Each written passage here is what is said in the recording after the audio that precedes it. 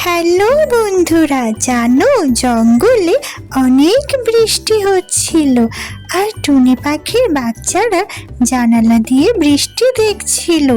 ওদের অনেক ক্ষুধা লেগেছিল, কিন্তু বৃষ্টিতে ওরা বাইরে থেকে কোনো খাবার খুঁজে আনতে পারেনি।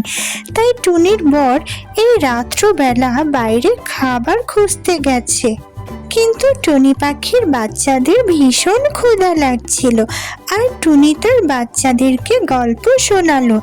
গল্প শুনিয়ে বাচ্চাদেরকে ঘুম পাড়ানোর চেষ্টা করলো, কারণ বৃষ্টির মধ্যে টোনা কখন খাবার নিয়ে আসে তার কোনো ঠিক নেই বন্ধুরা।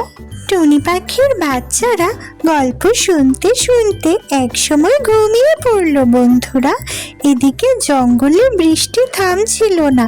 টোনা তখন খাবার নিয়ে বাসায় এলো। অনেক কষ্টে সে খাবার খুঁজে নিয়ে এসেছে এই ঝড় বৃষ্টির মধ্যে। টোনা এসে দেখে বাচ্চারা না খেয়ে ক্ষুধার্ত শরীরে ঘুমিয়ে পড়েছে।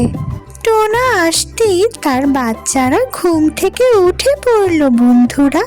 আর বাচ্চারা ঘুম থেকে উঠে পড়তেই সে বাচ্চাদেরকে সেই খাবার খেতে দিল।